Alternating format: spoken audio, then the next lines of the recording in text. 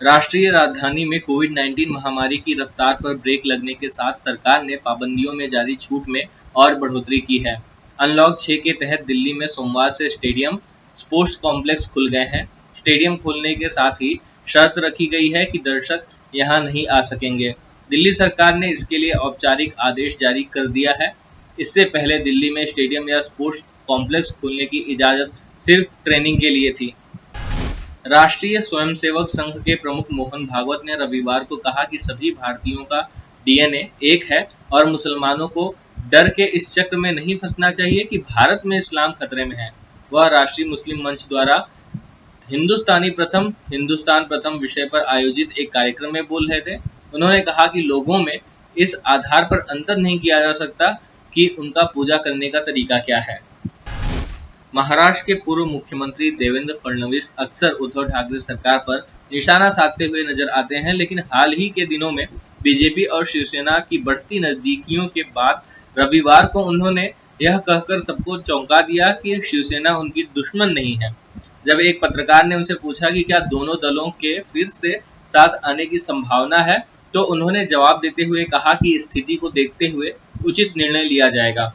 देवेंद्र फडणवीस ने कहा, हम शिवसेना और बीजेपी कभी दुश्मन नहीं रहे, वे हमारे दोस्त थे और जिन लोगों के खिलाफ उन्होंने लड़ाई लड़ी, उन्होंने उनके साथ मिलकर सरकार बनाई और उन्होंने हमें छोड़ दिया। राजनीति में अगर मगर नहीं होता, मौजूदा परिस्थितियों के अनुसार निर्णय लिए जाते हैं।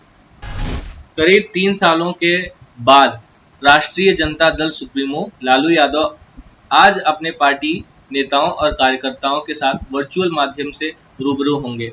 राष्ट्रीय जनता दल के 25वें स्थापना दिवस पर आयोजित कार्यक्रम को लालू यादव दिल्ली से संबोधित करेंगे। चूंकि पटना में कोरोना गाइडलाइंस अभी भी लागू है, इसलिए वहां भी पार्टी दफ्तर में सीमित संख्या में नेताओं को आमंत्रित किया गया है। भारत में एक दिन में कोरोना वायरस संक्रमण के 39,796 नए मामले सामने आए हैं। भारत में कुल मामलों की संख्या 3,05,85,229 पहुंच गई है। पिछले 24 घंटे में 723 लोगों की इसकी वजह से मौत हुई है। अब तक देश में कुल कोरोना वायरस की वजह से 4,02,728 लोग मारे जा चुके हैं। अब खबरें पाइए सबसे पहले हमारे मोबाइल न्यूज एप्लीकेशन पर। एंड्रॉइड या iOS प्लेटफॉर्म पर जाइए, HW न्यूज नेटवर्क को सर्च कीजिए, डाउनलोड कीजिए और अपनी सुविधानुसार भाषा का चयन कीजिए। खबरों की भीड़ में अपने काम की खबर पाते रहिए।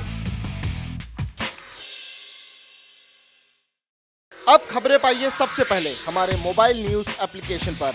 एंड्रॉइड या iOS प्लेटफॉर्म पर जाइए, HW न्यूज नेटवर्क को सर्च कीजिए, डाउनलोड कीजिए और अपनी सुविधानुसार भाषा का चयन कीजिए।